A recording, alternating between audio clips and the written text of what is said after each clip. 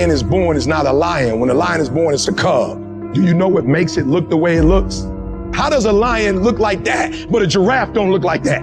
He's chasing the food. So it is the process of hunting. It's not the actual meat that make him look like that.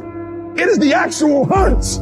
It's the actual chasing. So whether he catch it or not, every time he goes on the hunt, he's developing. Some of y'all so caught up on the game that you don't get it. It is in practicing. It is in lifting weights. It is in resting. It is in eating right. It is in making good decisions that you look a certain way. It is how you practice. It is what you do that makes you look like you look. It is the process of the grind that shapes you and forms you. It's not the game. And that's why most of y'all get beat in the game or make mistakes in the game, because you think grinding is what happens when the sun comes out. You think grinding is what happens when the lights come on. You think grinding is what happens when people get in the stage. That's not grind. The real grind is in the dark when nobody sees you, when nobody knows what you're doing, when you studying without coach, when you putting in those extra reps, when you watching those videos and you getting inspired, when you change your music.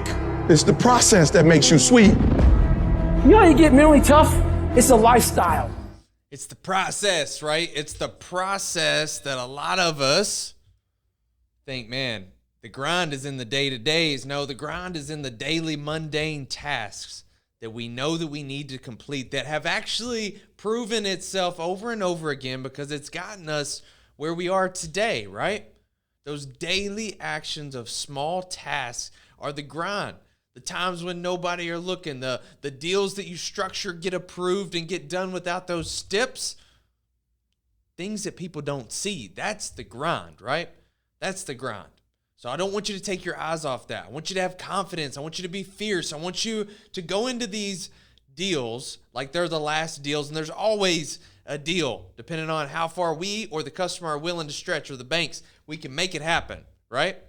So we've done session 1, we've done session 2, we're on session 3 of 4 today. We're going to be talking about a few things, right? A few things.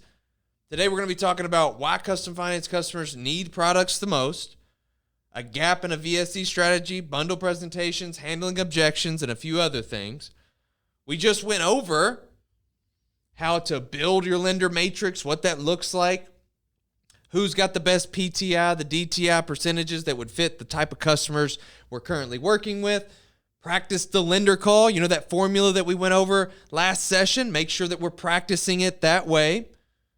Log 5 deal declines and see why they got declined, right?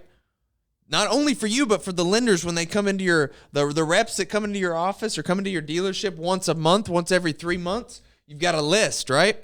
These are why I didn't send you the deals. These are why you didn't get the deal, because it had X, Y, and Z. You didn't have enough back end. Fifth Third beats you by 3 points. All those different scenarios, make sure to log them. Run the callback prevention checklist on every single deal, especially those that are sub 600 scores. Again, we're talking custom finance, right? We're changing the language. We are adapting new lenders, so changing the language, the way that we speak to our customers and about our customers, even with the banks, right? First shift is we're calling it custom finance instead of subprime. There's more along those ways. Check out session number 1. Session 2, we talked about the lenders, right? Making sure that we had the right lenders, that we had the right resources, the right inventory, all of the right things. We had the steps up front. We had communication with the salespeople. We were able to set a presence before we were actually submitting the deal and getting involved too late, before it was too late, right? I want to reference this. It's very important. I know we've talked about it multiple times. The 5 Ps of F&I. More than ever, it applies to this subprime or custom finance field. Don't prejudge. Start on a clean slate. Price for profit. If we start where we want to be, you'll never get to where you need to be. If we start where we want to be, you're never going to get to where you need to be. What does that mean? If a bank has a callback and they say you have 4,000, 6,000, 10,000 in back end, why would we start right where we need to be? If the customer says no, and we've already given them the best scenarios, how are you going to backtrack? How are you going to put things into play? You're not, right? You're not. Also topping that with the give versus take method. We're going to start our products out at a little above average, right? If I've got a 3 to a 8-year coverage, I'll probably start at a 4 or 5. I'm not going to go 7 or 8 just yet. If I've got up to 100,000 miles, I'm going to start at maybe 48, 60, maybe go 75, but probably stick to that lower end. Deductibles. Why would you start out with the $0 deductible? You're literally backing yourself in the corner. These menus or these presentations are negotiating sheets or presentations that negotiation, you've got to have some point. And if we start out at 6K and back end, and that's where we need to be, you're making the close a lot more difficult than yourself. The gift of reciprocity, right? Give versus take method. Next is prescribe. Diagnose the need, right? You are the leader. You are the educator. You're the professor. Make sure that you portray that. I'm going to prescribe what my customers need. Protect. I'm going to defend the customer. I'm going to make sure that I'm not giving them some BS coverage, right? I'm going to make sure that they understand I've got their interest in my interest. I've got the best thing that could happen to them. I want to be a part of it, right? I'm going to protect them in every way humanly possible. And then I'm going to present. Sounds so simple, but present every deal, every product, every line, every time. We know the sayings, right? We know the sayings. The daily small things, they add up. We talked about PTI, DTI, LTVs, back-end limitations, right? This is the perfect deal. If we're able to get PTI under a 15%, if we're able to keep the DTI at a 30 to 35%, if our LTV is on a lower advance or a lower end, if we've got better back-end limitations, it's going to be profitable for the dealership. It's going to be an amazing experience for that customer. They're not going to be stuck in that ride and something happens, they break down, and they're still stuck in that same bad credit scenario, because who wants to pay on a car they're not driving, right? Understand those things. Understand why the bank asks for those acronyms. Understand how we get to those equations and we get the actual percentage, right? I know that sounds simple, but we've gotten away from it if we've been in the game for a while. And if you're newer to it, understand what it means. Elite process plus customer trust equals scalability or scalable profitability. Culture is not what you say it is. It's what you tolerate. I know I've mentioned this over the last 2 sessions, but it's that important. We have to structure something, our process, and then we earn that customer's trust by repeating it and gaining confidence ourselves. And then we're able to multiply that to multiple deals and higher profitability, which everybody wins, right? Money motivates, regardless of what seat that you're in. Today, obviously, we're going to be talking about products and profit. How, yes, they can both exist on the same subject line, right? And this is how it's going to exist. You're not selling products, you're protecting decisions. You fully have to believe that. To fully believe that, that's where you're going to capitalize. How many of us have had customers in our office and you can tell that the presentation or the pitch that you just did, it was robotic. It was robust, but it was robotic, right?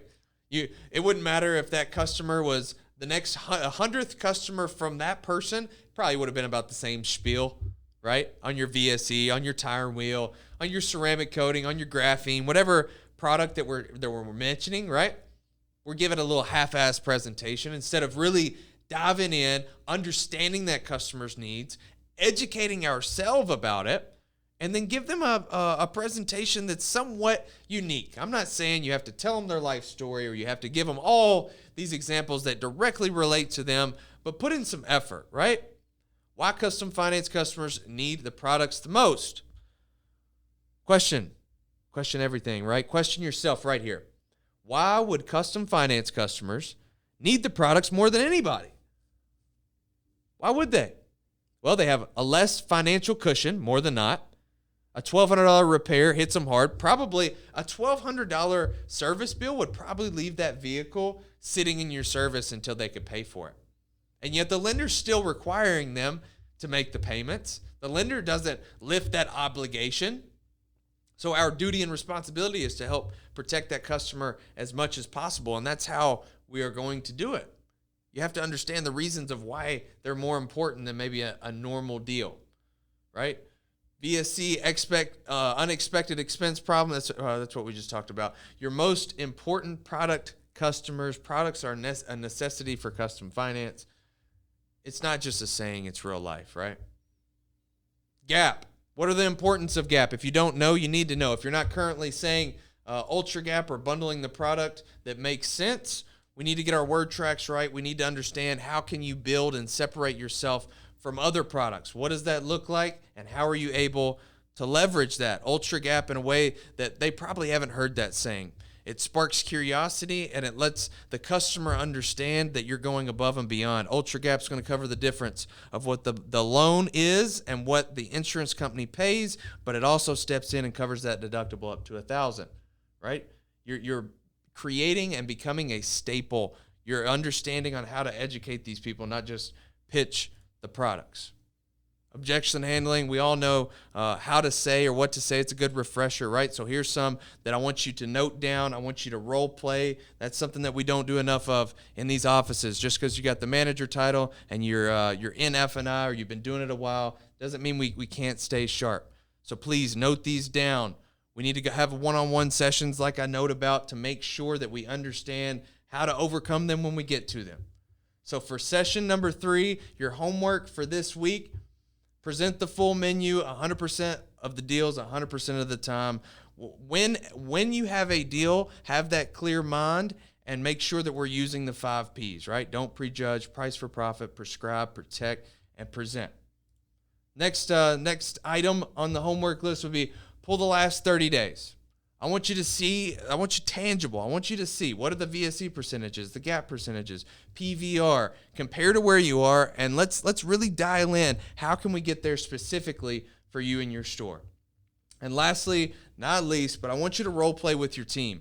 I want you to understand the importance of custom finance and why these products are super important, not just to our prime buyers, but especially to those people with a 25% interest loan, and they're probably financing a little more than what they should and maybe a little bit more uncomfortable. Just imagine the difference if they have a coverage, don't have to pay a $2,000, $3,000 VSC bill or a $2,000, $3,000 mechanical bill. Make sure that we're locking in, right? Let's go.